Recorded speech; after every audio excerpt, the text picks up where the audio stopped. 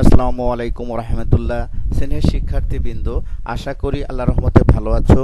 আলহামদুলিল্লাহ, আমিও ভালো আছি। আমি মোহাম্মদ রফিকুদ্দিন, লেখক ও প্রাক্তন প্রভাষক, হিসাব বিজ্ঞান পরিচালক, আর ইউ অ্যাকাউন্টিং মেথড।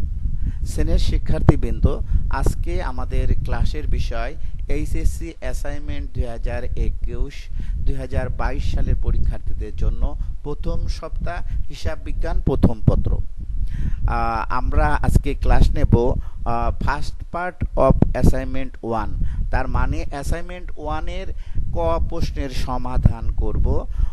তো আমাদের ক্লাস শুধুমাত্র যারা হিসাব বিজ্ঞান শিখতে চায় তাদের জন্য, আর তাছাড়া যারা শুধুমাত্র সঠিক সমাধান পেতে চাও তারা ডিসক্রিপশনে লিঙ্কে গিয়ে পিডিএফ ডাউনলোড করো।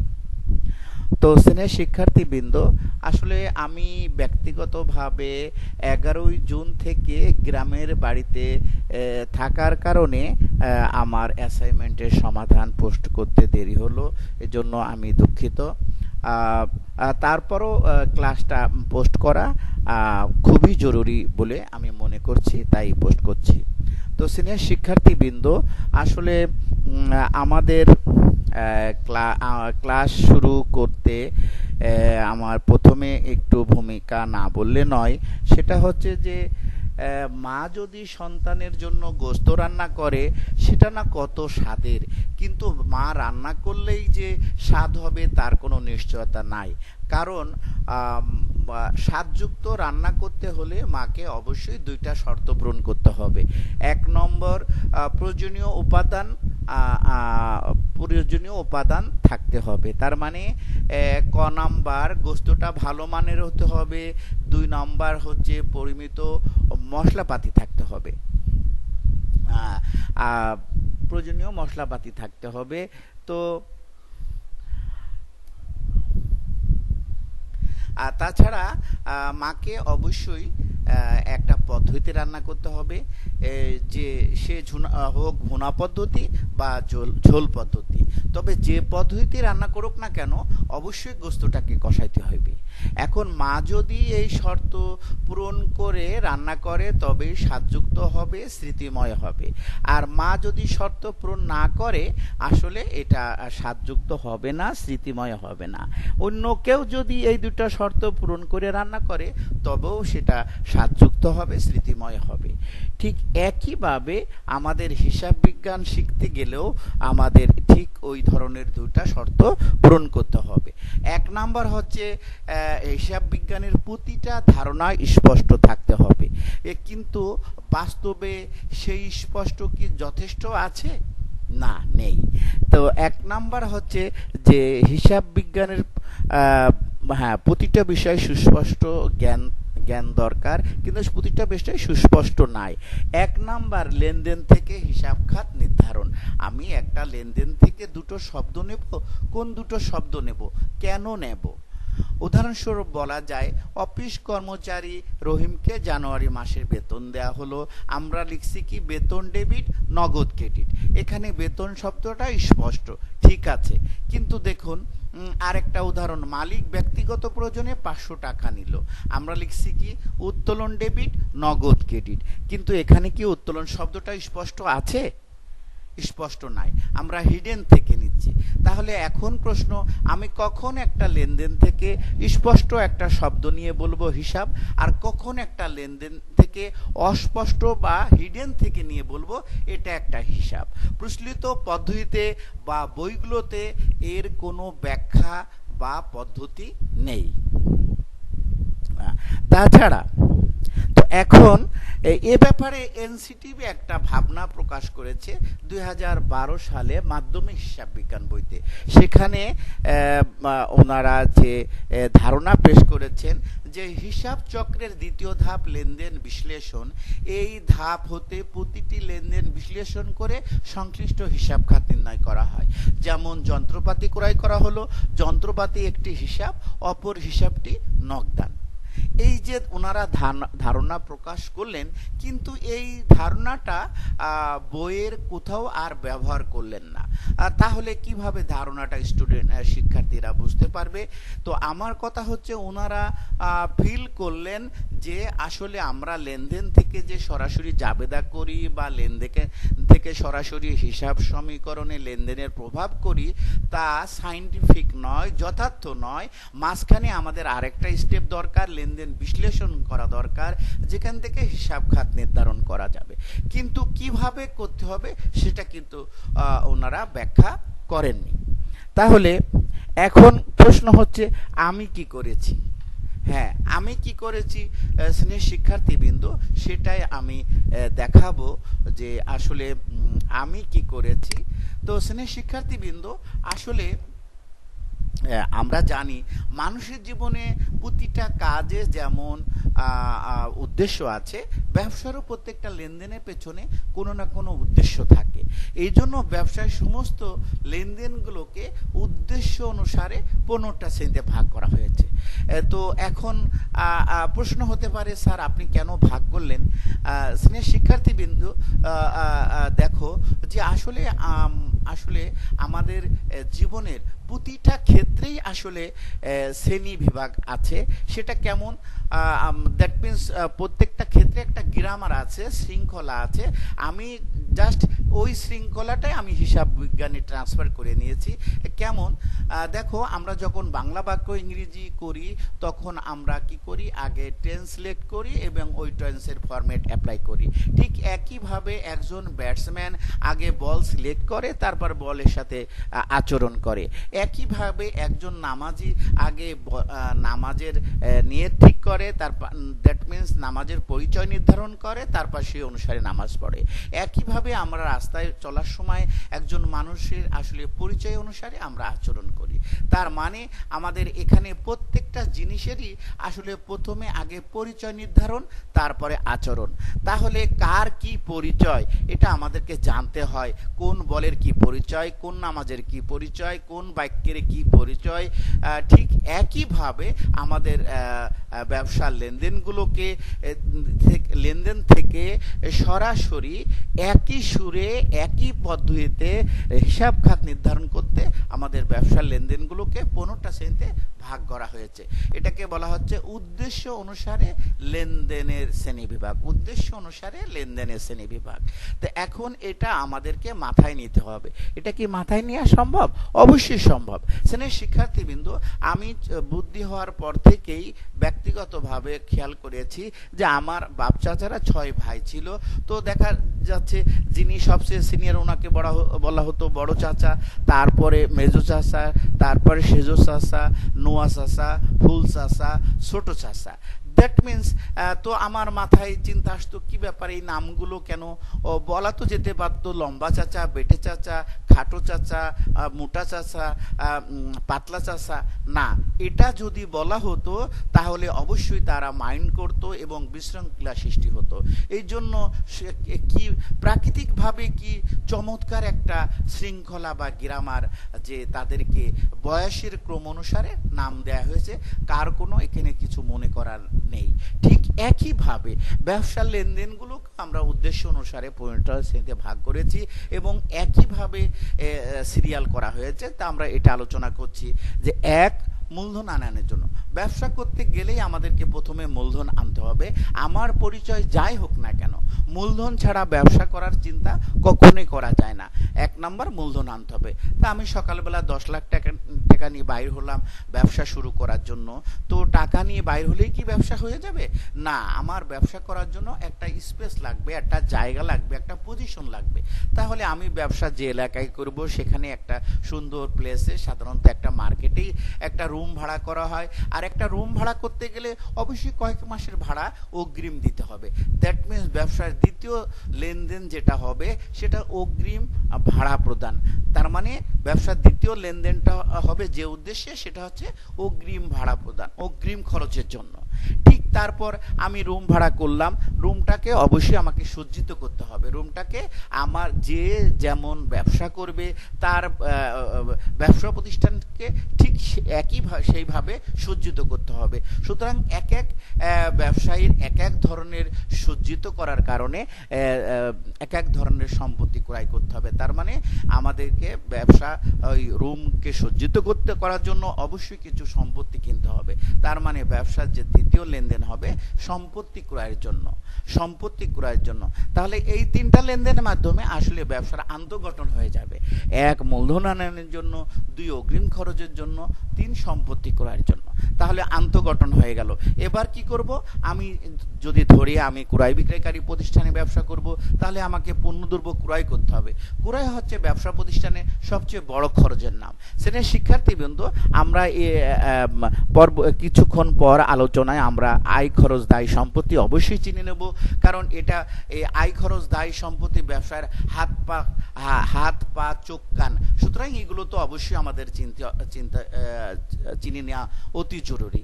তাহলে 4 নম্বর লেনদেন যেটা হবে খরচের জন্য।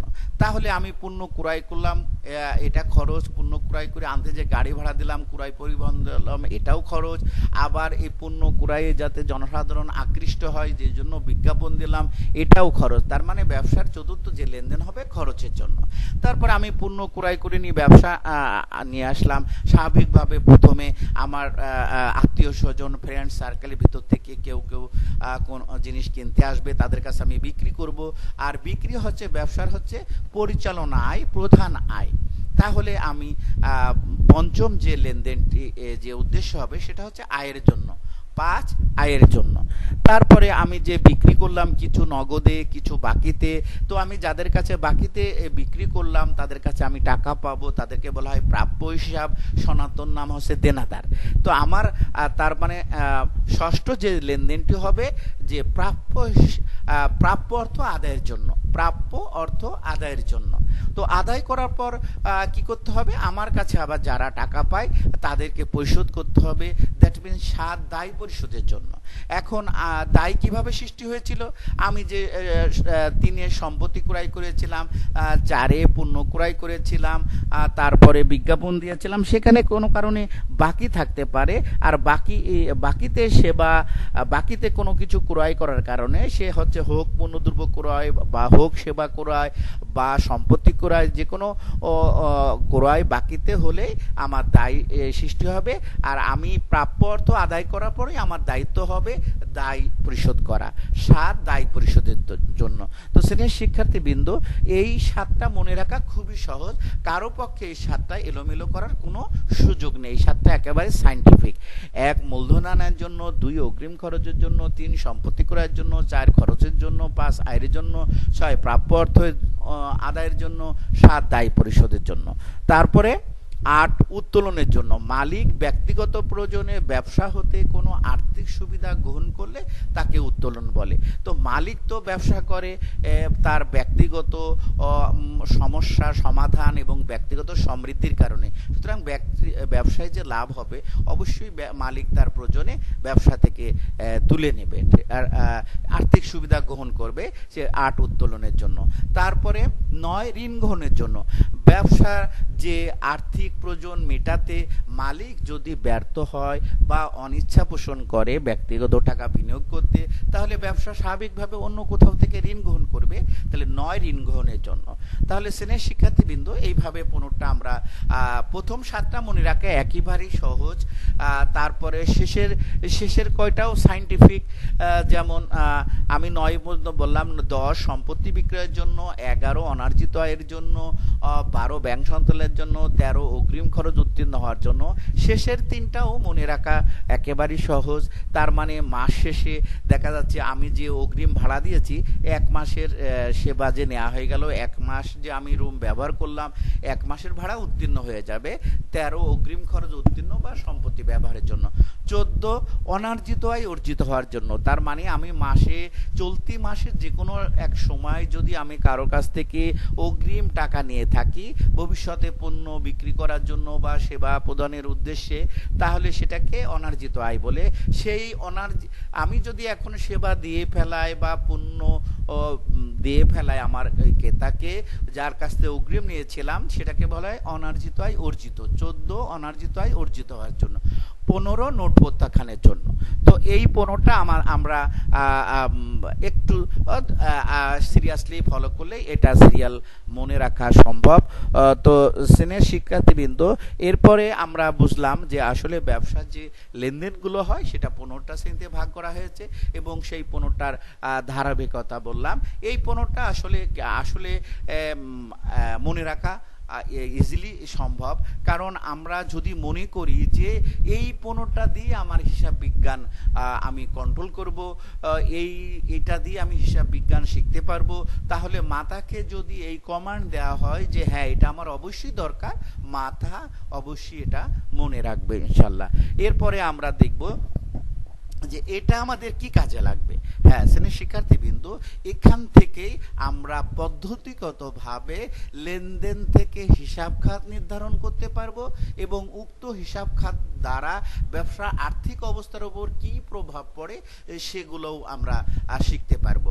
তাহলে এখন আমরা যেটা জানবো সেটা হচ্ছে যে একটা লেনদেন থেকে যে কিভাবে হিসাব খাত ফাইন্ড আউট করব, সেটা হচ্ছে আমরা জানি মানুষের জীবনে প্রত্যেকটা কাজে যেমন গিভ অ্যান্ড টেক আছে, সুবিধা পাওয়া দেওয়া আছে, ঠিক একইভাবে ব্যবসায়ের প্রতিটা লেনদেনের ভিতরে গিভ অ্যান্ড টেক আছে, সুবিধা পাওয়া দেওয়া আছে। একটা হিসাবের মাধ্যমে সুবিধা পাওয়া যায়, আরেকটা হিসাবের মাধ্যমে সুবিধা দেওয়া হয়। তো একটাকে আমরা বলবো ভিত্তি হিসাব বা মূল হিসাব, আর একটাকে বলবো বিপরীত হিসাব। তাহলে এখন আমরা জানবো কোনটা ভিত্তি হিসাব বা মূল হিসাব, কোনটা বিপরীত হিসাব। তো এটা আসলে কোনো লেনদেনের প্রধানতম হিসাবের নাম হচ্ছে ভিত্তি হিসাব। কোনো লেনদেনের প্রধানতম বা প্রধানতম হিসাবের নাম ভিত্তি হিসাব বা মূল হিসাব। আবার বলা যায় কোনো লেনদেন যে শব্দকে কেন্দ্র করে সংগঠিত হয় সেটাই ভিত্তি হিসাব বা মূল হিসাব। তো এটা কিভাবে আমরা ফাইন্ড আউট করতে পারি, লেনদেন থেকে বের করতে পারি? কোনো একটা লেনদেন উদ্দেশ্য নাম্বার নির্ধারণ করে, তার মানে আমরা যে 15টা লেনদেন বললাম, আমি এর আগেই বলেছি যে একজন ব্যাটসম্যান যেমন আগে সে বল নির্ধারণ করে, তারপর বলের পরিচয় অনুসারে ব্যাট চালায়, ঠিক একইভাবে আমাদের প্রত্যেকটা লেনদেন আগে উদ্দেশ্য নির্ধারণ করতে হবে, তারপরে উদ্দেশ্য নম্বর নির্ধারণ করে উদ্দেশ্যের নাম উচ্চারণ করলে মুখে প্রথম যে শব্দ উচ্চারিত হবে ওই শব্দটাই হচ্ছে ভিত্তি হিসাব। উদাহরণ বলা যেতে পারে যে রহিম 10,000 টাকা নিয়ে ব্যবসা শুরু করলো। লেনদেনটি পড়েই বোঝা যায় এটা উদ্দেশ্য নম্বর 1 মূলধন আনানোর জন্য। যেহেতু মুখে মূলধন কথাটা উচ্চারণ হচ্ছে, তাই মূলধন ভিত্তি হিসাব বা মূল হিসাব, মূলধন ভিত্তি হিসাব বা মূলধন হিসাব। এখানে মূলধন সি প্লাস, মূলধন সি প্লাস, মূলধন ইংরেজি হচ্ছে ক্যাপিটাল, ক্যাপিটালের প্রথম লেটার হচ্ছে সি। তো আমরা এই ইংরেজি শব্দের প্রথম লেটারটা আমরা এখানে সাংকেতিক চিহ্ন হিসাবে ব্যবহার করি, এটা আমাদের পাঠ্য বইতেও আছে, ক্যাপিটাল সি। তাহলে মূলধন বৃদ্ধি পাচ্ছে। আরেকটা উদাহরণ বলতে পারলে যেমন ঋণ পরিশোধ করা হলো, এই লেনদেনটি পড়ে বোঝা যায় এটা উদ্দেশ্য নম্বর 7 দায় পরিশোধ করার জন্য। তাহলে মুখে দায় কথাটি উচ্চারণ হচ্ছে, আর এখানে দায়ের নাম ঋণ, দায়ের নাম ঋণ, ঋণ এল মাইনাস, ঋণ দায় হ্রাস পাচ্ছে, ঋণ দায় হ্রাস পাচ্ছে। তাহলে শ্রেণীর শিক্ষার্থীবৃন্দ, আমরা ভিত্তি হিসাব মূল হিসাব বুঝলাম যে কোনো লেনদেন উদ্দেশ্য নাম্বার নির্ধারণ করে উদ্দেশ্যের নাম উচ্চারণ করলে মুখে প্রথম যে শব্দ উচ্চারিত হয় ওই শব্দটাই ভিত্তি হিসাব বা মূল হিসাব। এখন হচ্ছে বিপরীত হিসাব। ভিত্তি হিসাব দ্বারা সৃষ্ট অন্যান্য হিসাব বিপরীত হিসাব। ভিত্তি হিসাব দ্বারা সৃষ্ট অন্যান্য হিসাব বিপরীত হিসাব। লেনদেন বিশ্লেষণ করলে দেখা যায় ভিত্তি বা মূল হিসাব কিভাবে হ্রাস বৃদ্ধি হচ্ছে বা পরিবর্তন হচ্ছে, এই প্রশ্নের উত্তরই হচ্ছে বিপরীত হিসাব। আমরা উদাহরণে আমরা এর আগে বলেছি যে রহিম 10,000 টাকা নিয়ে ব্যবসা শুরু করলো। এটা উদ্দেশ্য নাম্বার 1, মূলধন আনানোর জন্য। আর মুখে যেহেতু মূলধন কথাটি উচ্চারণ হচ্ছে, তাই মূলধন হচ্ছে ভিত্তি হিসাব সি প্লাস। মূলধন বৃদ্ধি পাচ্ছে, কিভাবে বৃদ্ধি পাচ্ছে? নগদে, তাই বিপরীত হিসাব হচ্ছে নগদান। ঠিক একইভাবে আমরা দ্বিতীয় উদাহরণটি থেকে বিপরীত হিসাব জানতে পারি যে ঋণ পরিশোধ করা হলো। তো এখানে একটা দায় পরিশোধের জন্য মুখে দায় কথাটি উচ্চারণ হচ্ছে, আর দায়ের নাম ঋণ। ঋণ এল মাইনাস ঋণ দায় হ্রাস পাচ্ছে, কিভাবে হ্রাস পাচ্ছে? নগদে। সুতরাং বিপরীত হিসাব নগদান। তো শ্রেণীর শিক্ষার্থীবৃন্দ,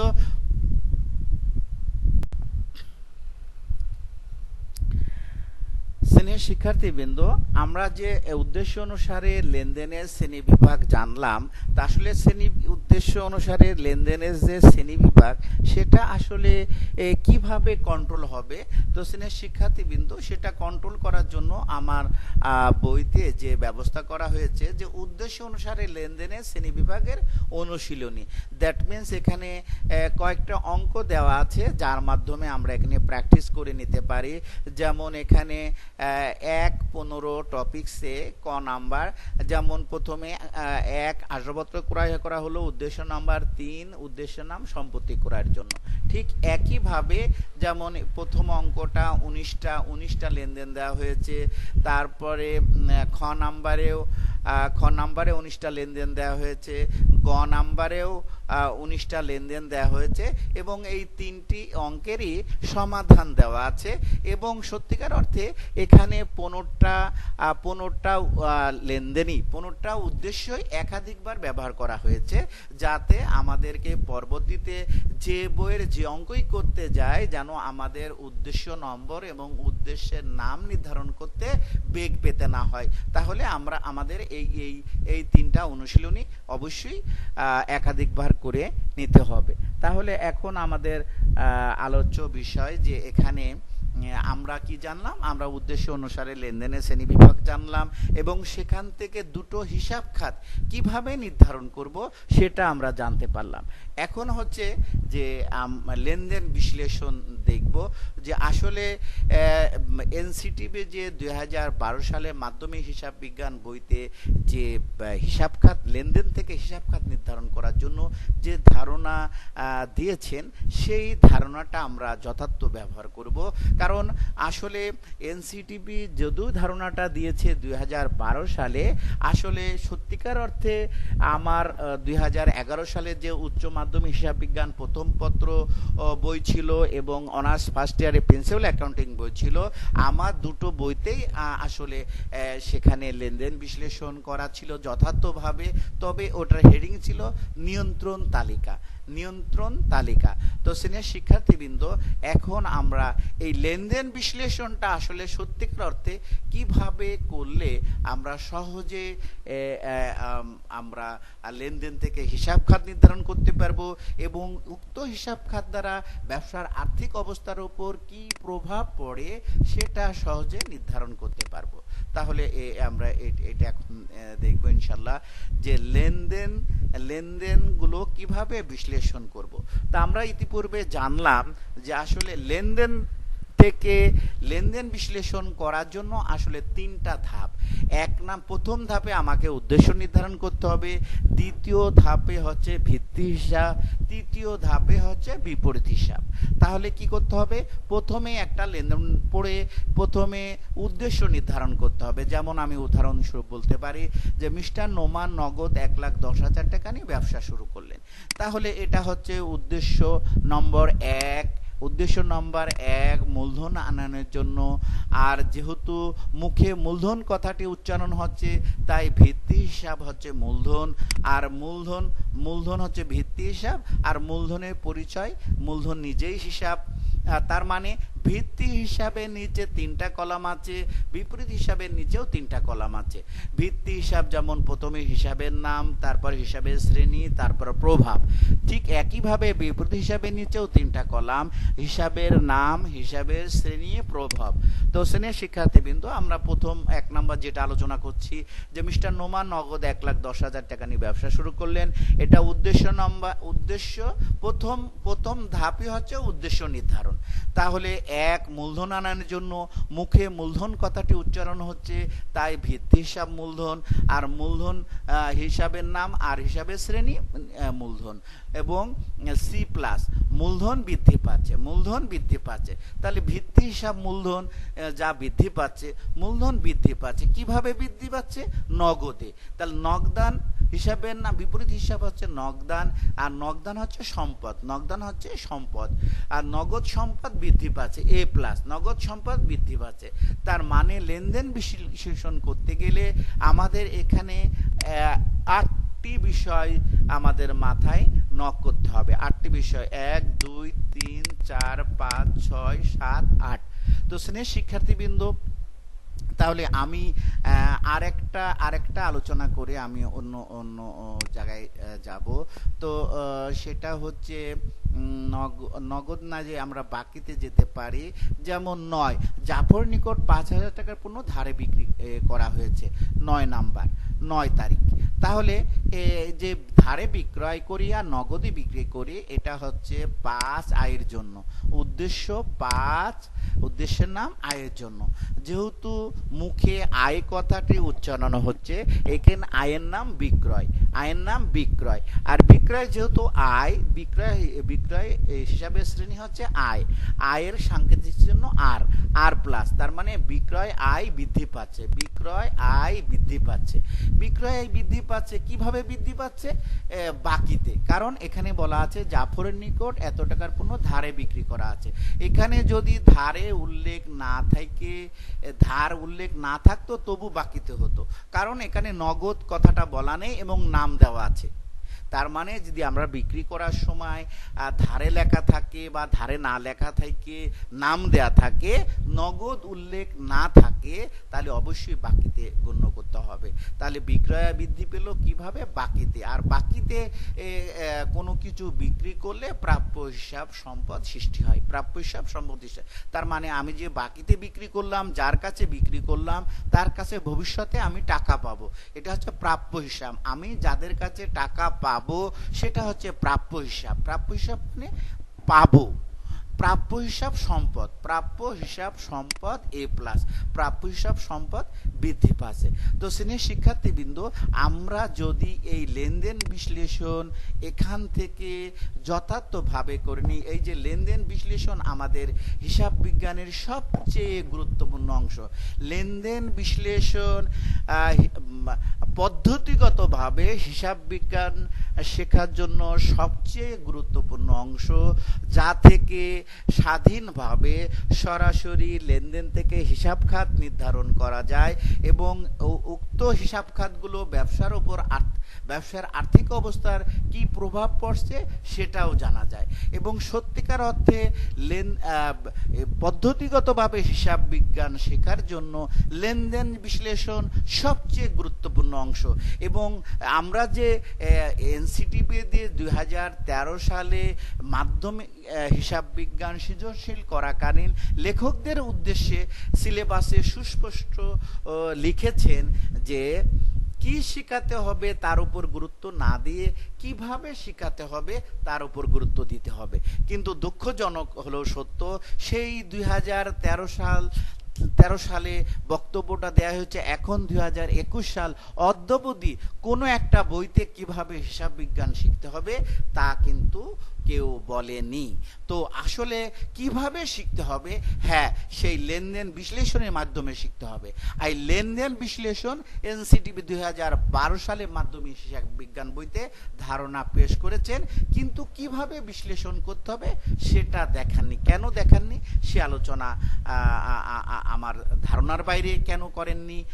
তো এখন আমি দেখাচ্ছি যে এইভাবে করলেই আমাদের লেনদেন বিশ্লেষণ হয়ে যাবে এবং পদ্ধতিগত ভালোভাবে হিসাব বিজ্ঞান শেখার জন্য লেনদেন বিশ্লেষণ হচ্ছে দরজা দরজা।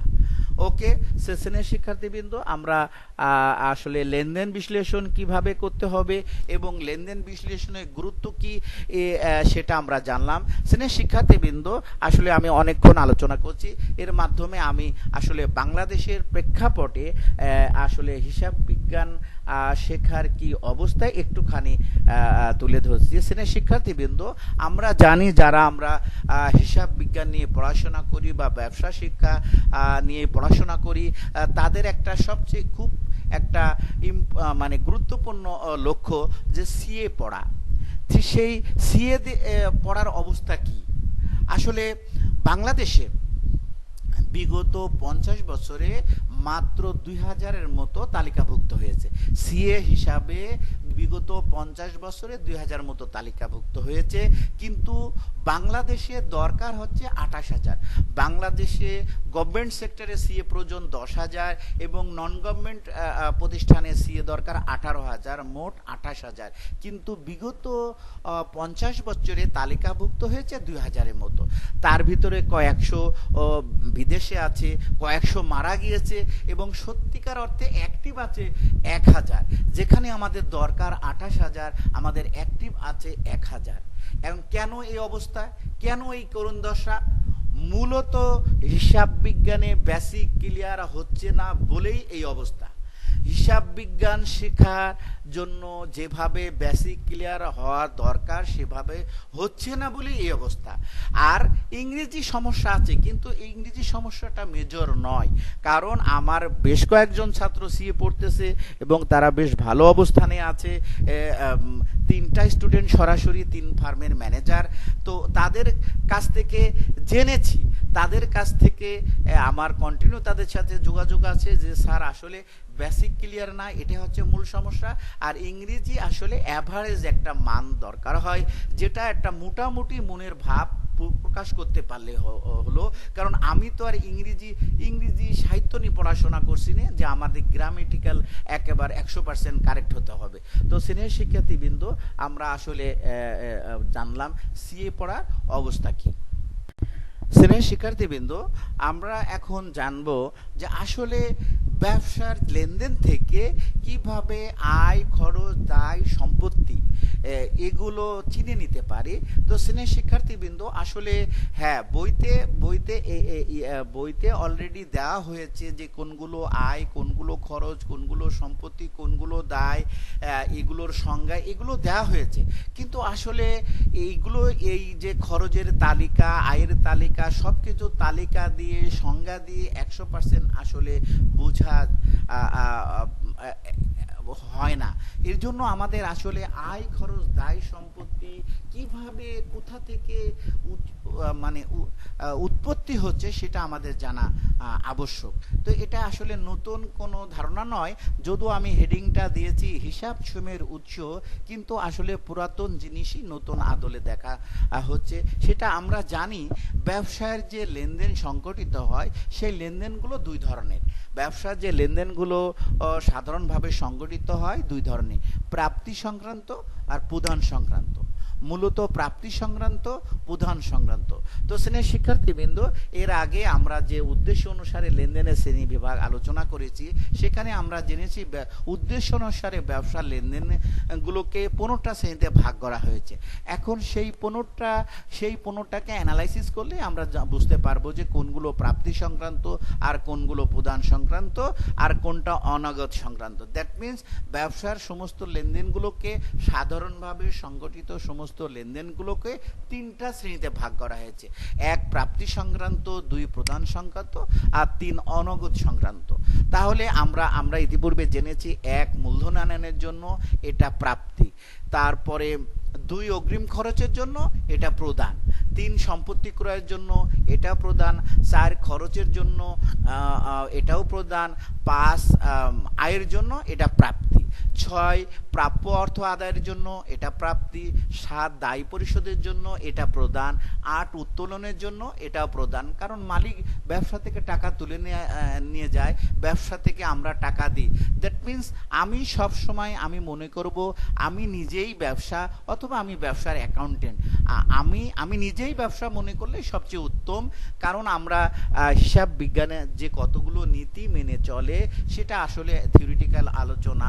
সেখানে একটা আছে পৃথক সত্তা নীতি, তার মানে মালিক এবং ব্যবসা সম্পূর্ণ পৃথক, মালিক এবং ব্যবসা সম্পূর্ণ পৃথক। কারণ জনাব রহিম একজন ব্যক্তির নাম, কিন্তু রহিম অ্যান্ড সন্স একটা প্রতিষ্ঠানের নাম। সুতরাং আসলে দেখো যে আমরা যদি তৃতীয় কোনো ব্যক্তির কাছে ঋণ গ্রহণ করি, তার উপর সুদ দিই, ঋণ হচ্ছে দায়, তার উপর সুদ দিই। ঠিক মালিকের কাছ থেকে যদি মালিকের কাছ থেকে যে মূলধন নেওয়া হয়, এই জন্য মালিককে সুদ দেওয়া হয়। কেন সুদ দেওয়া হয়? যে মালিকও আলাদা একটা পক্ষ। তার মানে আমরা এখান থেকে বুঝলাম যে ঋণ এবং মূলধনের সাথে তুলনা করে বুঝলাম যে মালিক আর ব্যবসা সম্পূর্ণ পৃথক। তাহলে ব্যবসার কয়টা পক্ষ? ব্যবসার 3টা পক্ষ। ব্যবসা নিজে প্রথম পক্ষ, মালিক দ্বিতীয় পক্ষ, অন্যান্য ব্যক্তি প্রতিষ্ঠান তৃতীয় পক্ষ। তো শ্রেণীর শিক্ষার্থীবৃন্দ, আমরা এখানে কি জানলাম যে কোনগুলো প্রাপ্তি, কোনগুলো প্রদান। তো এখানে 9 ঋণ গ্রহণের জন্য, এটা প্রাপ্তি। 10 সম্পত্তি বিক্রয়ের জন্য, এটা প্রাপ্তি। 11 অনার্জিত আয়ের জন্য, এটাও প্রাপ্তি। 12 ক ব্যাংকে হিসাব খোলার জন্য বা জমা দেওয়ার জন্য, এটা প্রদান। কিন্তু 12 খ ব্যাংক থেকে উত্তোলনের জন্য, এটা প্রাপ্তি। আর 13 নোট প্রত্যাখ্যানের জন্য, 13 অগ্রিম ব্যয় উত্তীর্ণ বা সম্পত্তি ব্যবহারের জন্য, এটা অনগদ। 14 অনার্জিত আয় অর্জিত হওয়ার জন্য, এটাও অনগদ। 15 নোট প্রত্যাখ্যানের জন্য, এটাও অনগদ। তো শ্রেণীর শিক্ষার্থীবৃন্দ, আমরা যে উদ্দেশ্য অনুসারে ব্যবসার লেনদেনগুলোকে 15টা শ্রেণীতে ভাগ করেছি, এর ভিতরে কিছু লেনদেন প্রাপ্তি সংক্রান্ত, কিছু লেনদেন প্রদান সংক্রান্ত, আর কিছু লেনদেন অনগদ। তো আমরা এটা জানলাম যে 1, 5, 6, 9, 10, 11, 12 খ এইগুলো প্রাপ্তি সংক্রান্ত। 2, 3, 4, 7, 8, 12 ক এইগুলো প্রদান সংক্রান্ত। আর 13, 14, 15 এটা হচ্ছে অনগদ লেনদেন। তো শ্রেণীর শিক্ষার্থীবৃন্দ, আসলে এখান থেকে আমরা কি জানবো? অবশ্যই এখান থেকে আয়, খরচ, দায়, সম্পত্তি চিনে নেওয়ার জন্য সবচেয়ে সহায়ক শক্তি হিসাবে কাজ করবে যে এখানে যে আমরা টাকা প্রাপ্তি সংক্রান্ত, এই প্রাপ্তি আবার 2 প্রকার। এটা আমাদের ক্লাস 9ম শ্রেণী থেকে যারা আমরা হিসাব কমার্স পড়ে এসেছি, বিজনেস স্টাডিজ পড়ে এসেছি, তাদের মোটামুটি ধারণা আছে। আর যারা পড়ে আসেনি তারা নতুন করে ধারণা নেবে, কোনো সমস্যা নেই। যে আমরা যে সমস্ত লেনদেনের মধ্যে অর্থ পেয়ে থাকি, সেগুলো আবার 2 প্রকার। একটা হচ্ছে মুনাফা জাতীয়, আর একটা হচ্ছে মূলধন জাতীয়। তো মুনাফা জাতীয় লেনদেন কোনগুলো? যে লেনদেনগুলো বছরে একবার বা একাধিকবার সংগঠিত হয়। যে লেনদেনগুলো প্রত্যেক হিসাবকালে বা বছরে 1 বা একাধিকবার সংগঠিত হয়, সেগুলো হচ্ছে মুনাফা জাতীয়। আর যে লেনদেনগুলো একাধিক বছর পর পর সংগঠিত হয়, সেগুলো হচ্ছে মূলধন জাতীয়। আমি আবার বলছি, যে লেনদেনগুলো প্রত্যেক বছর বা হিসাবকালে 1 বা একাধিকবার সংগঠিত হয়, সেটা হচ্ছে মুনাফা জাতীয়। আর যে লেনদেনগুলো একাধিক বছর পর পর সংগঠিত হয়, সেগুলো হচ্ছে মূলধন জাতীয়। তাহলে এই যে আমরা যে অর্থ পেয়ে থাকি, সেগুলো আবার 2 প্রকার: মুনাফা জাতীয় প্রাপ্তি, মূলধন জাতীয় প্রাপ্তি। তো মুনাফা জাতীয় প্রাপ্তি শুধুমাত্র উদ্দেশ্য 5 আয়ের জন্য, কারণ আয় ব্যবসায়ে বারবার সংগঠিত হয়। তো আয় আবার 2 প্রকার: পরিচালনা আয়, অপরিচালনা আয়, বা পরিচালনা আয়, অন্যান্য আয়। ব্যবসার প্রধান আয়কে পরিচালনা আয় বলে। যেমন ক্রয় বিক্রয়কারী প্রতিষ্ঠানের পরিচালনা আয় হচ্ছে বিক্রয়, সেবামূলক প্রতিষ্ঠানের পরিচালনা হচ্ছে সেবা আয়। আর বাকি আয়গুলো সব অন্যান্য আয় বা অপরিচালনা আয়। যেমন হচ্ছে সুদ আয়, কমিশন আয়, বাট্টা আয়, এগুলো সব অন্যান্য আয়। আর মূলধন জাতীয় প্রাপ্তি যে সমস্ত লেনদেনের মাধ্যমে একাধিক বছর পর পর অর্থের প্রাপ্তি ঘটে, সেগুলো হচ্ছে মূলধন জাতীয় লেনদেন, সেটা মূলধন জাতীয় প্রাপ্তি। এক, মূলধন আনয়নের জন্য, এটা মূলধন জাতীয় প্রাপ্তি। 9, ঋণ গ্রহণের জন্য, এটা মূলধন জাতীয় প্রাপ্তি। আর 10 হচ্ছে 10 সম্পত্তি বিক্রয়ের জন্য, এটা মূলধন জাতীয় প্রাপ্তি। তার মানে 1, 9, 10-এর মাধ্যমে কি হচ্ছে, 1-এর মাধ্যমে মূলধন সৃষ্টি হচ্ছে, 9-এর মাধ্যমে ঋণ সৃষ্টি হচ্ছে, আর 10-এর মাধ্যমে সম্পত্তি হ্রাস পাচ্ছে, স্থায়ী সম্পত্তি হ্রাস পায়। তাহলে আমরা ইতিপূর্বে জানলাম উদ্দেশ্য 5 আয়ের জন্য, তার মানে এই যে আয় আয় আয় এবং আয়ের ক্যারেক্টার কি জানলাম, যে আয়গুলো বছরে এক বা একাধিকবার হচ্ছে সংঘটিত হয়। আর মূলধন জাতীয় লেনদেন কোনগুলো, যেগুলো একাধিক বছর পর পর অর্থের প্রাপ্তি ঘটে, সেগুলো মূলধন জাতীয় প্রাপ্তি। এক, মূলধন আনয়ন, এটা হচ্ছে মূলধন জাতীয় প্রাপ্তি, তার মানে 1-এর মাধ্যমে মূলধন সৃষ্টি হয়। 9, ঋণ গ্রহণ, এটাও মূলধন জাতীয় প্রাপ্তি, তার মানে উদ্দেশ্য নম্বর 9-এর মাধ্যমে ঋণ নামক দায় সৃষ্টি হয়। 10, স্থায়ী সম্পত্তি বিক্রয়ের জন্য, তার মানে এখানে স্থায়ী সম্পত্তি হ্রাস পায়, এখানে কোনো নতুন করে আয় ব্যয় দায় সম্পত্তি সৃষ্টি হচ্ছে না। ঠিক একইভাবে এখানে প্রাপ্তি, আরও কিছু প্রাপ্তি আছে, কারণ 5 আয়ের জন্য 1, 9, 10 হচ্ছে মূলধন জাতীয় প্রাপ্তি, আর হচ্ছে 6, 11, 12 খ, এটা অন্যান্য প্রাপ্তি। এই 3টা হচ্ছে অন্যান্য প্রাপ্তি। অন্যান্য প্রাপ্তির মাধ্যমে বিশেষ কোনো আয় ব্যয় দায় সম্পত্তি সাধারণত সৃষ্টি হয় না।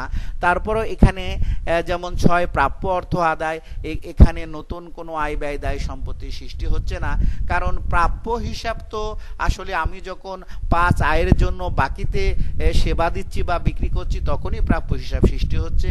আর প্রাপ্য অর্থ আদায় করার সময় প্রাপ্য হিসাব হ্রাস পায়, প্রাপ্য সম্পত্তি হ্রাস পায়। 11, অনপর্জিত আয়, হ্যাঁ, এটার মাধ্যমে দায় সৃষ্টি হচ্ছে, অনপর্জিত আয় দায় সৃষ্টি হচ্ছে।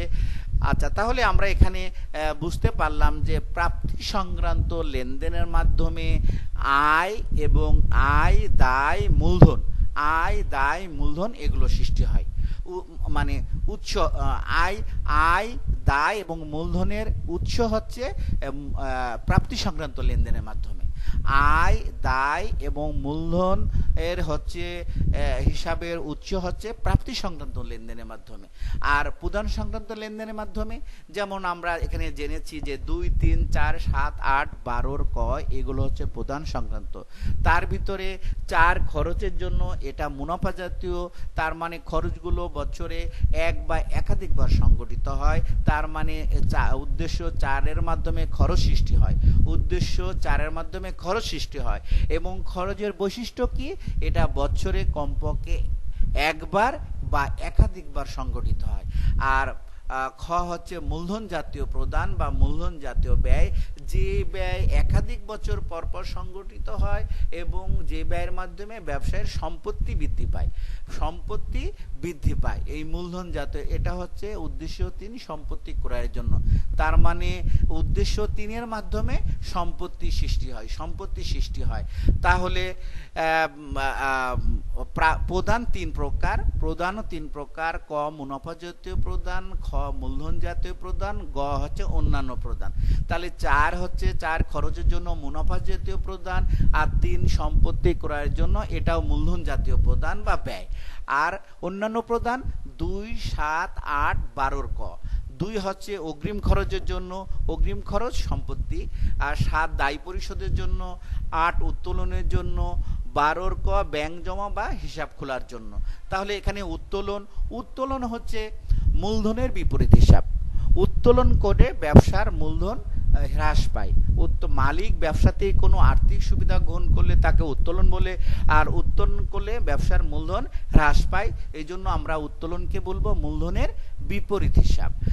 তাহলে শ্রেণীর শিক্ষার্থীবৃন্দ, আসলে এখান থেকে আমরা একটা মোটামুটি বলতে আসলে ম্যাক্সিমাম ধারণা পেয়ে গেলাম যে আয় ব্যয় দায় সম্পত্তিগুলো আসলে কোত্থেকে কিভাবে সৃষ্টি হয় বা উৎসটা কি, সেটা আমরা জানলাম। যে প্রাপ্তি সংক্রান্ত লেনদেনের মাধ্যমে আয় দায় এবং মূলধন সৃষ্টি হয়, আর প্রদান সংক্রান্ত লেনদেনের মাধ্যমে খরচ এবং সম্পত্তি সৃষ্টি হয়। এবং এখানে উদ্দেশ্য নম্বর 5-এর মাধ্যমে আয় সৃষ্টি হয়, এবং উদ্দেশ্য নম্বর 1, 9, 10 এগুলোর মাধ্যমে মূলধন এবং ঋণ নামক দায় সৃষ্টি হয়। তাছাড়া 11 অনপরিচিত আয়ের জন্য এটাও অনপরিচিত আয় নামক দায় সৃষ্টি হচ্ছে।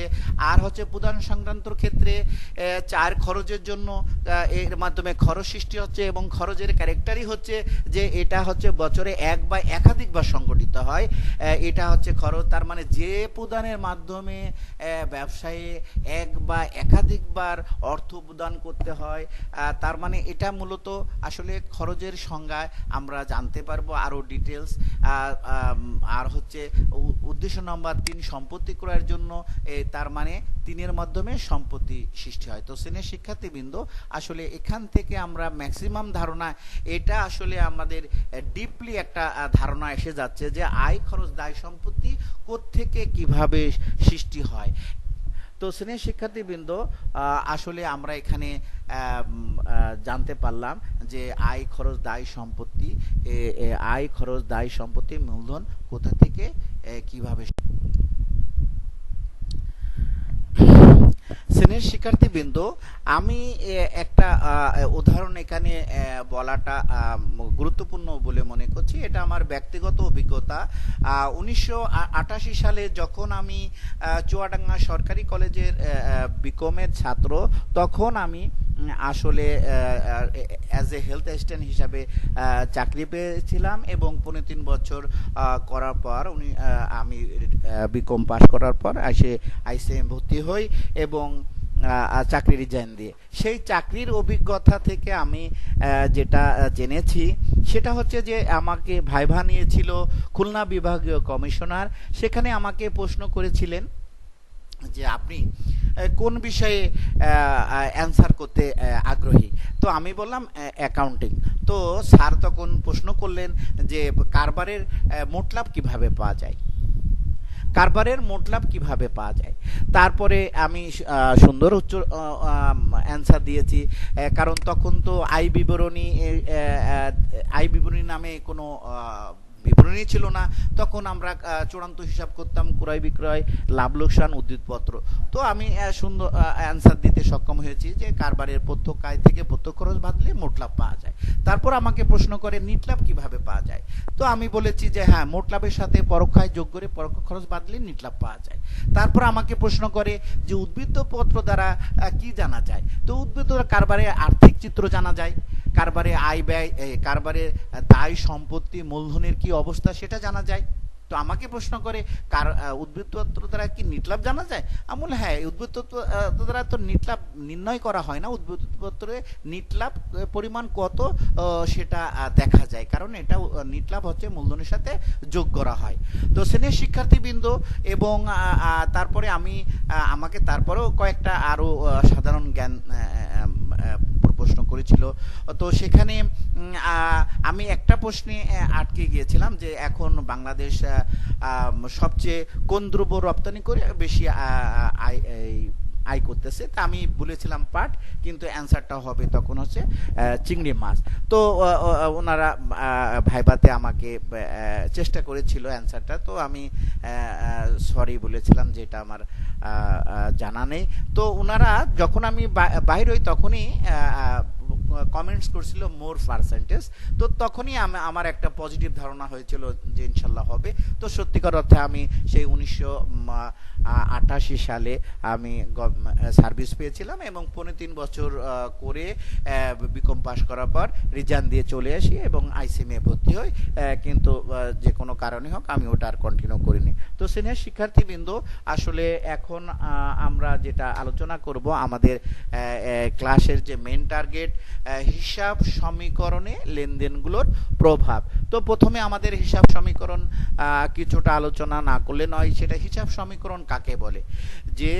যে সমীকরণের মাধ্যমে ব্যবসায়ের সম্পত্তির ওপর মালিক পক্ষ এবং তৃতীয় পক্ষের মোট অধিকার যে সমান তা জানা যায়, সেটা হচ্ছে হিসাব সমীকরণ। তো হিসাব সমীকরণ আমরা জানি A is equal to L plus OE, এ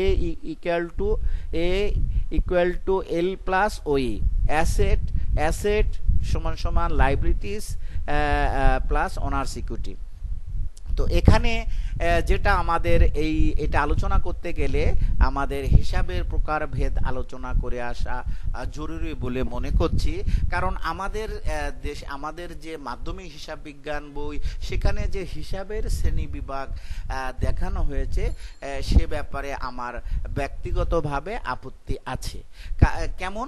সেটা হচ্ছে, সেখানে বলা হয়েছে যে হিসাব 5 প্রকার: ব্যয়, সম্পত্তি, আয়, দায়, মালিকানা সত্তা। ব্যয়, সম্পত্তি, আয়, দায়, মালিকানা সত্তা। কি এই যে মালিকানা সত্তা, আসলে বাস্তবিক পক্ষে আন্তর্জাতিকভাবে যে সমস্ত ফেমাস বই, সে কোনো একটা বইতে মালিকানা সত্তা বলে সত্ত্ব নামে কোনো হিসাব নেই। আসলে মালিকানা সত্ত্ব বিবরণী আছে, যে বিবরণী থেকে মালিকের প্রারম্ভিক মানে ব্যবসার প্রারম্ভিক মূলধনের সাথে নিট লাভ, মূলধনের সুদ যোগ করে এবং উত্তোলনের সুদ বাদ দিয়ে বছর শেষে বা হিসাবকাল শেষে মালিকের মোট অধিকারের পরিমাণ জানা যায়, সেটাই হচ্ছে মালিকানা সত্তা। তো আসলে মালিকানা সত্তার হচ্ছে 4টা উপাদান। সেটা হচ্ছে কি? মূলধন, উত্তোলন, আয়, খরচ। মূলধন, উত্তোলন, আয়, খরচ। মালিকানা সত্ত্ব আসলে কোনো হিসাবের নাম নয়। মালিকানা সত্ত্ব একটা পরিবারের নাম, যে পরিবারে আমরা 4 জন সদস্য। আমরা বাস্তবিক পক্ষে একটা পরিবারে যেমন সাধারণভাবে 4টা সদস্যকে আদর্শ পরিবার হিসেবে আমরা মনে করি, বাবা, মা, ভাই, বোন, ঠিক একইভাবে আসলে মালিকানা সত্ত্ব একটা পরিবারের নাম, যে পরিবারে 4 জন সদস্য। মূলধন, উত্তোলন, আয়, খরচ। মূলধন, উত্তোলন, আয়, খরচ। মূলধন এবং আয় হচ্ছে বৃদ্ধিকারী উপাদান, আর মূলধন এবং আয় হচ্ছে মালিকানা সত্তা বৃদ্ধিকারী উপাদান। তার মানে বাবা এবং ভাই যেমন পরিবারের আয় উপার্জনকারী উপাদান, ঠিক একইভাবে মা এবং বোন হচ্ছে হ্রাসকারী উপাদান, পরিবারে হ্রাসকারী উপাদান। তো এটা আসলে সত্যিকার অর্থে মা এবং বোনকে ছোট করার জন্য আমি বলছি না, কারণ এটা হচ্ছে যে আসলে অধিকার সবারই সমান। সে মা, বাবা, ভাই, বোন যে হোক না কেন, অ্যাজ এ হিউম্যান বিং হিসাবে সবারই অধিকার সমান। এটা আমি বোঝার সুবিধার্থে বলতেছি যে মালিকানা সত্ত্ব পরিবারে 4 জন সদস্য, সেটা হচ্ছে মূলধন, উত্তোলন, আয়, খরচ। একটা পরিবারে যেমন বাবা এবং ভাই আয় উপার্জনকারী সদস্য, ঠিক একইভাবে মা এবং বোন হচ্ছে হ্রাসকারী, খরচ করে বা তারা হ্রাস করে। ঠিক একইভাবে মালিকানা সত্ত্ব পরিবারে মূলধন এবং আয় হচ্ছে বৃদ্ধিকারী, আর হচ্ছে উত্তোলন এবং খরচ হচ্ছে হ্রাসকারী উপাদান। তার মানে মূলধন মাইনাস উত্তোলন প্লাস আয় মাইনাস খরচ। তো এখান থেকে আসলে আমরা হিসাবের যে প্রকারভেদ আমরা বুঝতে পারি যে আসলে মালিকানা সত্ত্ব নামে কোনো হিসাব নেই। আসলে বাস্তবিক পক্ষে আমরা জাবেদা খতিয়ান করার সময় কোনো একটা বইতে আসলে মালিকানা সত্ত্ব নামে কোনো হিসাব নেই। মালিকানা সত্ত্ব একটা বিবরণী। আসলে তো সুতরাং হয়তো একটা যুক্তি আছে, সেটা হচ্ছে খুবই হালকা যুক্তি। মালিকানা সত্ত্ব আসলে কোনো হিসাবের নাম নয়। আসলে হিসাবের প্রকারভেদ 5টা। সেটা হচ্ছে ব্যয়, সম্পত্তি, আয়, দায়, মূলধন। ব্যয় বা খরচ যেটাই বলি না কেন, ব্যয়, সম্পত্তি, আয়, দায়, মূলধন। তো শ্রেণীর শিক্ষার্থীবৃন্দ, আমরা আসলে হিসাব সমীকরণে লেনদেনের প্রভাব, তাহলে আমরা জানি। আমি একটু জাস্ট বিষয়টাকে একটু ক্লিয়ার করার জন্য আমি যেটা বললাম যে আসলে আমাদের হিসাব সমীকরণের বর্ধিত রূপ কি, যে সম্পত্তি সমান দায় প্লাস মূলধন মাইনাস উত্তোলন প্লাস আয় মাইনাস খরচ। তো এই চারটার যোগফলকে বলা হয় মালিকানা সত্ত্ব। তো এখানে আরেকটা জিনিস আলোচনা করা অপেক্ষা রাখে যে হিসাব সমীকরণের বৈশিষ্ট্য। এখানে একটা খুব মজার বিষয় যে চৌম্বক যেমন 2টি বৈশিষ্ট্য বা ধর্ম মেনে চলে, তেমনি হিসাব সমীকরণের উপাদানগুলো 2টি বৈশিষ্ট্য মেনে চলে। যেমন আমরা জানি যে চুম্বক দুটা ধর্ম মেনে চলে, সেটা হচ্ছে বিপরীত মেরুকে আকর্ষণ করে। চুম্বক বিপরীত মেরুকে আকর্ষণ করে আর সমমেরুকে বিকর্ষণ করে। ঠিক একইভাবে হিসাব সমীকরণের ক্ষেত্রে একইভাবে দুইটা বৈশিষ্ট্য মেনে চলবে, যে কোনো লেনদেনের মাধ্যমে এ বৃদ্ধি পেলে মানে সম্পত্তি বৃদ্ধি পেলে অপরদিকে এল বা ওই বৃদ্ধি পাবে। তার মানে বাম দিকে যদি অ্যাসেট বৃদ্ধি পায় তাহলে ডান দিকে এল বা ওই বৃদ্ধি পাবে। ঠিক তার মানে উভয় দিকে সম্পর্ক হওয়ার কারণে দেখা যাচ্ছে উভয় দিকে সম্পর্ক হওয়ার কারণে আকর্ষণ করবে। তার মানে কোনো লেনদেনের মাধ্যমে দেখা যাচ্ছে এখানে সম্পত্তি বৃদ্ধি পেলে অপর দিকে এল বা ওই বৃদ্ধি পাবে। একইভাবে কোনো লেনদেনের মাধ্যমে আবার দেখা যাচ্ছে এল বা ওই হ্রাস পাইলে সম্পত্তি হ্রাস পাবে। তার মানে উভয় দিকে সম্পর্ক হলে আকর্ষণ করবে, তার মানে সম্পর্ক পজিটিভ হবে। ঠিক একইভাবে আবার চৌম্বক হচ্ছে সমমেরুকে বিকর্ষণ করে। ঠিক একইভাবে কোনো লেনদেনের মাধ্যমে যদি শুধু বাম পাশের দুটি এর মধ্যে সম্পর্ক হয়, তার মানে কোনো লেনদেনের মাধ্যমে যদি দুটি এর মধ্যে সম্পর্কিত হয়, দুটো অ্যাসেটের মধ্যে সম্পর্ক হয়, তাহলে একটা বৃদ্ধি পেলে আরেকটা হ্রাস পাবে। তার মানে সমমেরু বিকর্ষণ করে। ঠিক একইভাবে যদি কোনো লেনদেনের মাধ্যমে দেখা যাচ্ছে এল বৃদ্ধি পাচ্ছে, দায় বৃদ্ধি পাচ্ছে, তাহলে অপরদিকে দেখা যাচ্ছে ওই হ্রাস পাবে। তার মানে কোনো লেনদেনের মাধ্যমে যদি শুধুমাত্র বাম পক্ষের দুইটা কোনো হিসাবের মধ্যে সম্পর্ক হয়, তাহলে একটা বৃদ্ধি পেলে আরেকটা হ্রাস পাবে। একইভাবে কোনো লেনদেনের মাধ্যমে শুধু ডান দিকের দুটো হিসাবের মধ্যে সম্পর্কযুক্ত হয়, তাহলে একটা বৃদ্ধি পেলে আরেকটা হ্রাস পাবে। তার মানে আমরা জানতে পারলাম যে হিসাব সমীকরণ চুম্বকের দুটা ধর্ম মেনে চলে, বিপরীত মেরু আকর্ষণ করে, সমমেরু বিকর্ষণ করে। তাহলে আমরা এখন শ্রেণীর শিক্ষার্থীবৃন্দ আমরা এখন লাস্ট পজিশনে চলে এসেছি। তো সেটা হচ্ছে যে হিসাব সমীকরণে লেনদেনের প্রভাব। তাহলে এখন আমরা এটা ইনশাল্লাহ আমরা এখন সহজেই বুঝতে পারবো যে আমরা লেনদেন থেকে যদি আমরা হিসাব সমীকরণ প্রস্তুত করি বা জাবেদা করি, অবশ্যই আমাদের লেনদেন বিশ্লেষণের হেল্প নিতে হবে। যদি আমরা স্বাধীনভাবে করতে চাই, নিজের মাথা নির্ভর প্রযুক্তি নির্ভর ভাবে করতে চাই, তাহলে অবশ্যই লেনদেন বিশ্লেষণের হেল্প নিতে হবে। তাহলে লেনদেন থেকে হিসাব সমীকরণ বা জাবেদা করতে হলে আমাদের প্রথমে তিনটা বিষয় ভাবতে হবে। 1 নাম্বার উদ্দেশ্য নাম্বার, 2 নাম্বার হচ্ছে ভিত্তি হিসাব, 3 নাম্বার বিপরীত হিসাব।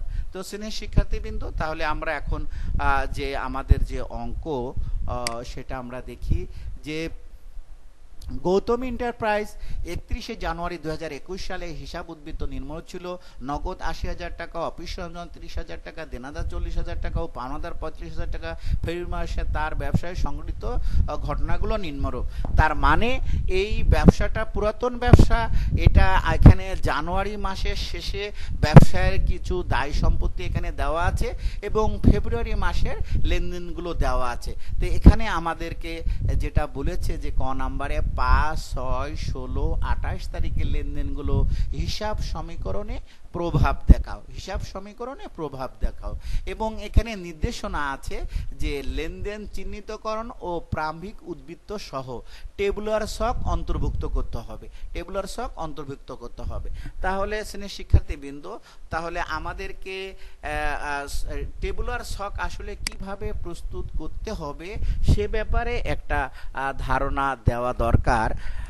টেবুলার ছক কিভাবে প্রস্তুত করতে হবে সেটা হচ্ছে বিভিন্ন ছকে প্রস্তুত প্রণালী। হিসাব সমীকরণ করতে প্রথম কয়েকটি অঙ্ক লেনদেন বিশ্লেষণ করলে 154 পৃষ্ঠা।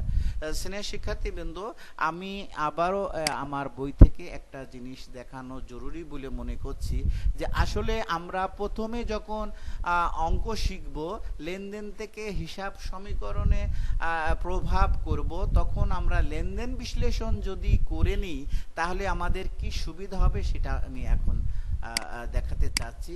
যে আমরা যদি লেনদেনগুলো বিশ্লেষণ করে নিই, যেমন এখানে এই যে উদাহরণ 2 নম্বর অঙ্ক, এখানে লেনদেন বিশ্লেষণ দেখানো হয়েছে। কিভাবে বিশ্লেষণ করতে হবে সেটা হচ্ছে যে আমরা জানি লেনদেন বিশ্লেষণের 3টা ধাপ। প্রথম ধাপ হচ্ছে উদ্দেশ্য, দ্বিতীয় ভিত্তি হিসাব, তৃতীয় বিপরীত হিসাব। তো এটার মাধ্যমে কি হবে, যেমন এখানে এটার মাধ্যমে হবে কি যে এই ভিত্তি হিসাবে বিপরীত হিসাবের ভিতরে যেগুলো সম্পদ, যেগুলো অ্যাসেট, সেগুলোকে যদি আমরা এই যে A1 A3 যেমন দায় সৃষ্টি হয়েছে L1 A2 এইগুলো আমরা লিখে নিই, তাহলে আমরা স্বাভাবিকভাবে যেমন এই অঙ্কটা আমরা বুঝতে পারছি যেখানে অ্যাসেটের কলাম 3টা হবে, যে নগদ নামে একটা হবে, আসবাবপত্র নামে একটা হবে, প্রাপ্য হিসাব তিনটা কলাম হবে। এখানে তিনটা করা হয়েছে, যে নগদ, প্রাপ্য হিসাব, আসবাবপত্র, নগদ, প্রাপ্য হিসাব, আসবাবপত্র। এই যে নগদ, নগদ, প্রাপ্য হিসাব, আসবাবপত্র। তো শ্রেণীর শিক্ষার্থীবৃন্দ, আমি দেখালাম যে প্রথমে আমরা অঙ্ক শিক্ষার সময় যদি যে লেনদেনগুলো দ্বারা হিসাব সমীকরণে লেনদেনের প্রভাব করব, ওই লেনদেনগুলো যদি আমি লেনদেন বিশ্লেষণ করে নিই, তাহলে সহজেই কয়টা সম্পত্তি, কয়টা দায়ের কলাম করতে হবে আমরা জেনে নিতে পারবো। তাহলে আমরা এটা আমাদের জাস্ট এখানে হিন্টস দিলাম যে এখানে কিভাবে আমাদের ভাবনাটাকে এগোতে হবে। এখন আমরা আসলে চলে যাই আমাদের নির্দিষ্ট অঙ্কে, বিবরণী ছকে হিসাব সমীকরণে লেনদেনের প্রভাব। তো যেহেতু এটা আমাদের পুরাতন ব্যবসা, তাই আগের থেকে দায় সম্পত্তি আছে। তো শ্রেণীর শিক্ষার্থীবৃন্দ, আসলে হিসাব সমীকরণে লেনদেনের প্রভাব ঘর কিভাবে কাটতে হবে সেটাও আমরা আসলে বই থেকে শিখে ফেলেছি অবশ্যই। তারপরও আমি একটু বলছি যে প্রথমে তারিখের কলাম, তারপরে এই যে asset equal to liabilities plus owner security, আর লাস্টে আছে ওই পরিবর্তনের ধরন। আমাদের দেশে কিছু সিনিয়র লেখকবৃন্দ ওনারা মন্তব্য লিখেছেন, আসলে কিন্তু আন্তর্জাতিকভাবে বইগুলোতে কোনো একটা বইতে মন্তব্য কথাটি অ্যাকসেপ্টেড নয়। কারণ মন্তব্য কিসের মন্তব্য, এখানে প্রশ্ন এসে যায়। কিন্তু আমি এখানে যেমন হারবেনসনে খুব সম্ভব, যত সম্ভব হারবেনসনে আমি বইতে দেখেছিলাম যে types of honour security changes maybe লেখা ছিল। তো এখানে বাংলায় ওই পরিবর্তনের ধরন বা ওই পরিবর্তনের কারণ এখানে আমরা অন্য কোনো কলামের ব্যাখ্যা দিব না, এখানে শুধু ব্যাখ্যা দিব যে মালিকানা সত্ত্ব কিভাবে হ্রাস বৃদ্ধি হচ্ছে, মালিকানা সত্ত্ব পরিবারে যে 4টা জিনিস, শুধু সেই 4টাই এখানে লিখব, অন্য কোনো এন্ট্রি লেখার কোনো প্রচলন নাই। তো শ্রেণীর শিক্ষার্থীবৃন্দ, যেহেতু এখানে আমরা উল্লিখিত 4টা তারিখে লেনদেনগুলো আমরা এখানে হিসাব সমীকরণে লেনদেনের প্রভাব করব, সেটা হচ্ছে যে প্রথমে যেটা এখানে উল্লেখ আছে যে 5, 6, 16, 28, 5, 6, 16, 28, 5, 6, 16, 28। তো সেখানে আমরা আগেই দেখতে পাচ্ছি যে আমাদের ব্যবসা আগের থেকে নগদ, অফিস সরঞ্জাম এবং দেনাদার নামে সম্পত্তি আছে। তাছাড়া এখানে 6 তারিখে 3 মাসের ভাড়া অগ্রিম দেওয়া হচ্ছে, তার মানে অগ্রিম ভাড়া নামে আরেকটা সম্পত্তি কলাম হবে।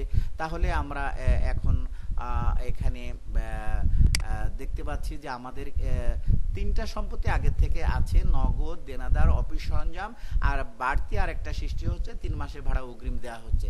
তো এখানে শ্রেণীর শিক্ষার্থীবৃন্দ, অনেকে এই জিনিসটা মানে গুরুত্ব দেয় না, কিন্তু আসলে আমরা এই যে সম্পত্তি কলামগুলো করব কোনটা আগে কোনটা পরে, এক্ষেত্রে আসলে অ্যাসেট বলতে আগে কারেন্ট অ্যাসেট আগে, চলতি সম্পত্তি আগে, তারপরে স্থায়ী সম্পত্তি পরে। তো এখানে চলতি সম্পত্তি নগদ, অগ্রিম ভাড়া, দেনাদার আর অফিস সরঞ্জাম, স্থায়ী সম্পত্তি, এটা শেষে দিতে হবে। ঠিক, আর দায় এখানে আছে, আগের থেকে পাওনাদার আছে, আর একটা লেনদেনের মাধ্যমে প্রদেয় নোটের মাধ্যমে ব্যাংক থেকে কর্য করা হচ্ছে, প্রদেয় নোট সৃষ্টি হচ্ছে। তাহলে দায় 2টা, আর মালিকানা সত্ত্ব। তাহলে এখানে বামে তারিখ, তারপর সম্পদের যে কয়টা কলাম হবে কেটে নিতে হবে, মাঝখানে ইকুয়াল টু প্রকাশ করার জন্য দায়ে এখানে 2টা আছে, তাই দায়ে 2টি কলাম, আর মালিকানা সত্ত্বে একটা কলাম।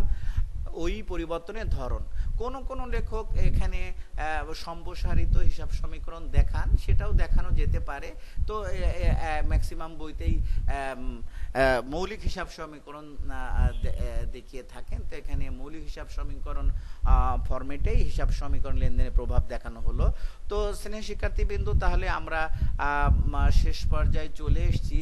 তো এখানে আমাদের প্রথম যেটা, সেটা হচ্ছে যে 5 তারিখ। 5 তারিখে কি বলতেছে যে 13% প্রদেয় নোটে স্বীকৃতি প্রদানের মাধ্যমে ব্যাংক থেকে ঋণ গ্রহণ 50,000 টাকা। তাহলে আমরা যে ঋণ গ্রহণ করছি, আমরা লেনদেন বিশ্লেষণে হেল্প নিয়ে করব। লেনদেন বিশ্লেষণ, এটা হচ্ছে যে আমরা ঋণ গ্রহণ করছি, এটা হচ্ছে উদ্দেশ্য নয়। ঋণ গ্রহণের জন্য ঋণ কথাটি মুখে আসছে। তো আমাদের অঙ্কে ঋণের নাম প্রদেয় নোট। প্রদেয় নোটের মাধ্যমে ব্যাংক থেকে কর্য করা হচ্ছে। প্রদেয় নোট হচ্ছে একটা লিখিত অঙ্গীকারনামা। তো প্রদেয় নোটের মাধ্যমে, তার মানে লিখিত অঙ্গীকারনামা দিয়ে টাকা কর্য করা হচ্ছে। এটা নয় ঋণ গ্রহণের জন্য। ঋণ কথাটি মুখে উচ্চারণ হচ্ছে, আর ঋণের নাম প্রদেয় নোট। প্রদেয় নোট, প্রদেয় নোট এল প্লাস, প্রদেয় নোট এল প্লাস। প্রদেয় নোট দায় বৃদ্ধি পাচ্ছে কিভাবে? নগদে।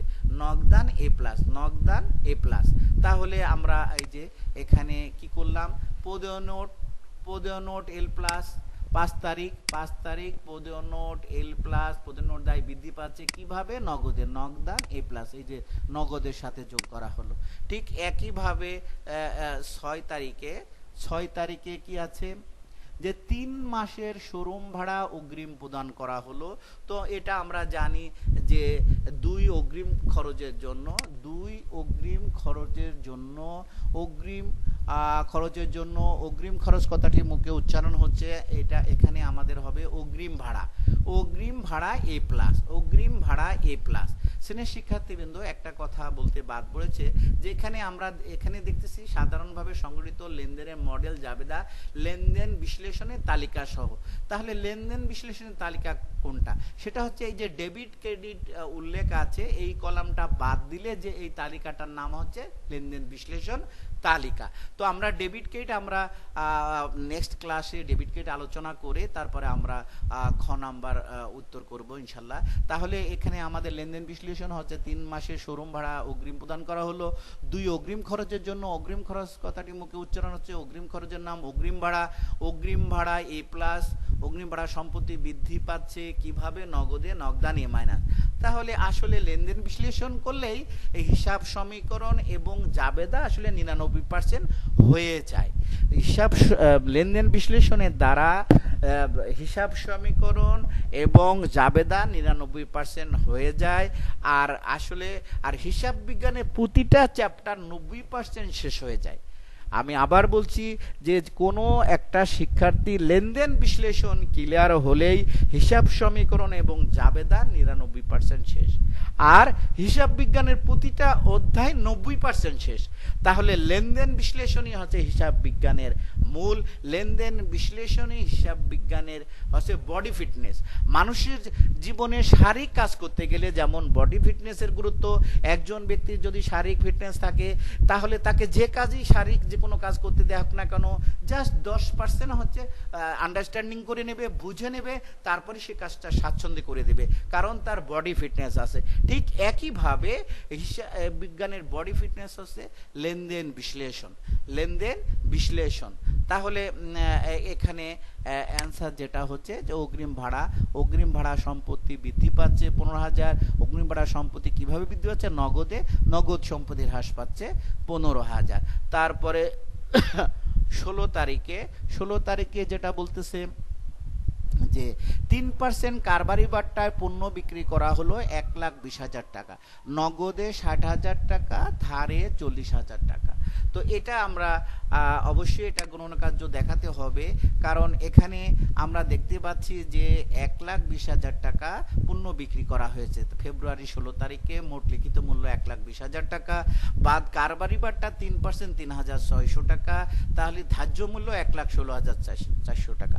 তার মানে আমরা জানি যে পণ্য লিখিত মূল্য থেকে কারবারি বাট্টা বাদ দিলে যেটা থাকে সেটা ধার্য মূল্য 1,16,400 টাকা। তার 1,16,460% নগদ 69,840 টাকা এবং 1,16,400 40%, 40% 46,560 টাকা। তার মানে বিক্রি করা হয়েছে নগদ এবং বাকিতে, নগদ এবং বাকিতে। এটা হচ্ছে 16 তারিখ। তো 16 তারিখ আমরা দেখতে পারি যে 16 তারিখে আমরা কি করতেছি, পণ্য বিক্রি করছি।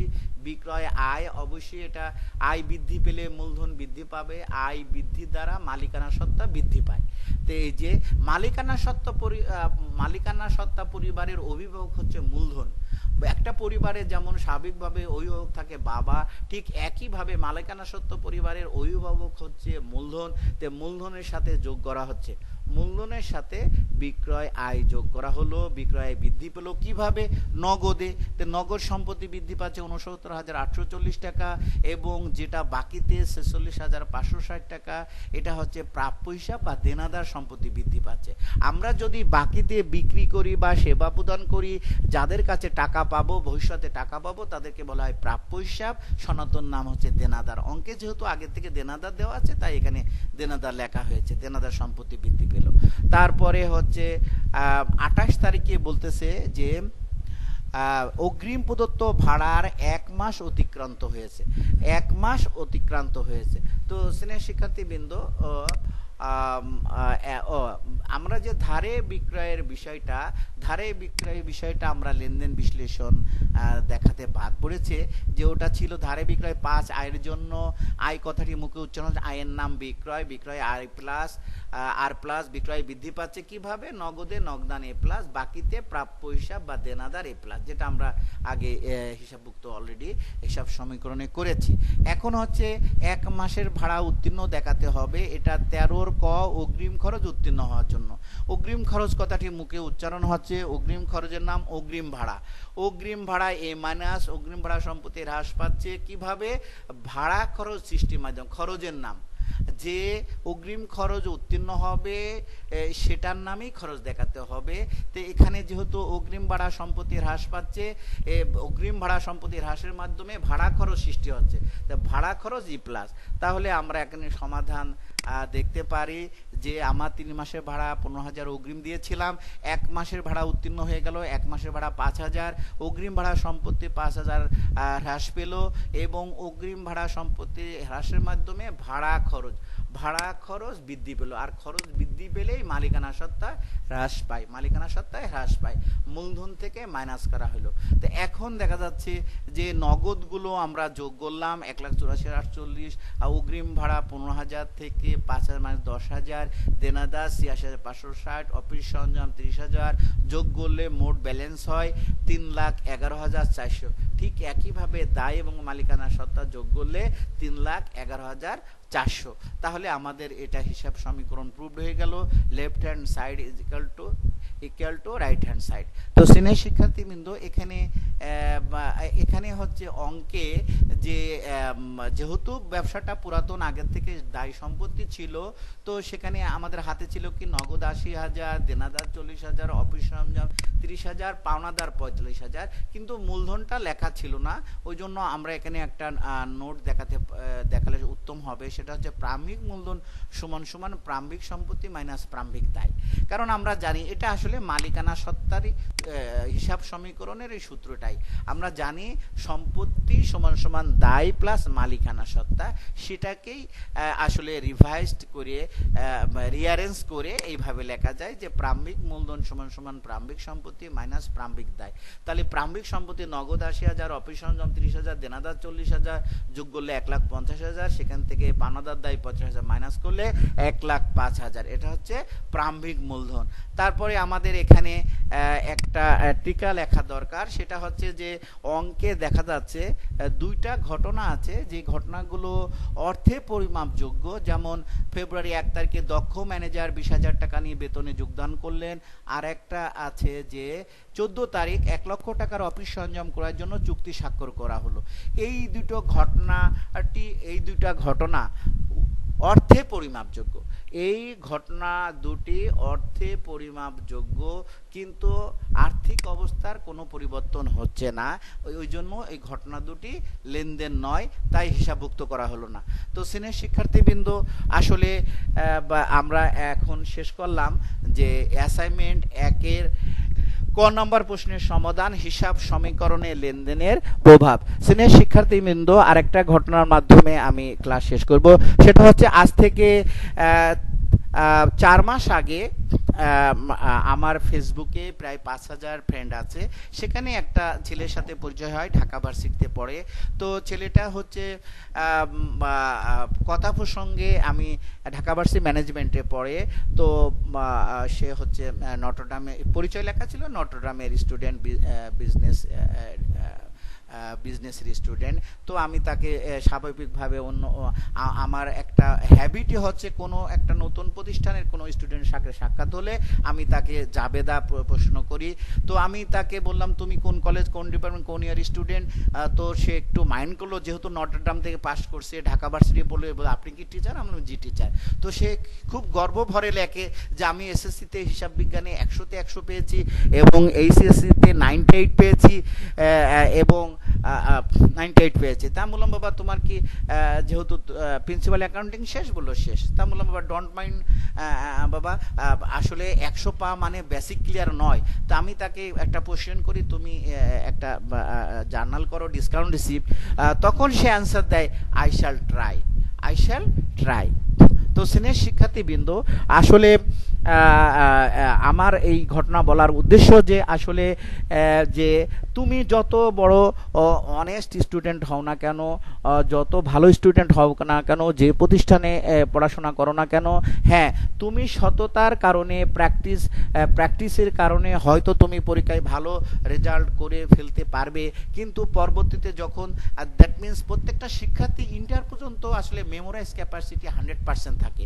তো সুতরাং এসএসসি এবং এইচএসসিতে প্র্যাকটিসের মাধ্যমে রেজাল্ট করে ফেলা সম্ভব, কিন্তু বাস্তবে যখন দেখবা তুমি বিবিএতে যাবা, তখন দেখবা যে তোমার A+, তোমাকে তোমার কাছে প্রশ্নের উদ্বেগ করছে যে আসলে আমি কিভাবে A+ পেলাম, তখন মাথা তোমার মুখস্থ নেবে না, তখন মাথা জানতে চাবে কি, কেন, কোত্থেকে, কিভাবে। তো সুতরাং শ্রেণীর শিক্ষার্থীবৃন্দ, প্র্যাকটিস করে করে, শুধু পরীক্ষায় ফলাফল করে মানে তৃপ্তির ঢেকুর না দিয়ে আমরা সত্যিকার অর্থে হিসাব বিজ্ঞান শিখে নিই। হিসাব বিজ্ঞান শিখতে পারলে তুমি সিএ পড়তে পারবে, সিএ সম্পূর্ণ করতে পারবে এবং শিক্ষক হলে আদর্শ শিক্ষক হতে পারবে, এবং যে কোনো জায়গায় আমি ইন্টার পাস করে আমি গভর্নমেন্ট সার্ভিস পেতে সক্ষম হয়েছিলাম, এবং তোমরা সিএ পড়বে, আইসিএমএ পড়বে, এসসিসিএ পড়বে, আদর্শ শিক্ষক হবে, তোমাদের জীবন উন্নত থেকে আরও উন্নতর হবে। সবার সুস্বাস্থ্য এবং মঙ্গল কামনা করে আজকের ক্লাস শেষ করলাম। আসসালামু আলাইকুম ওয়া রাহমাতুল্লাহি ওয়া বারাকাতুহু।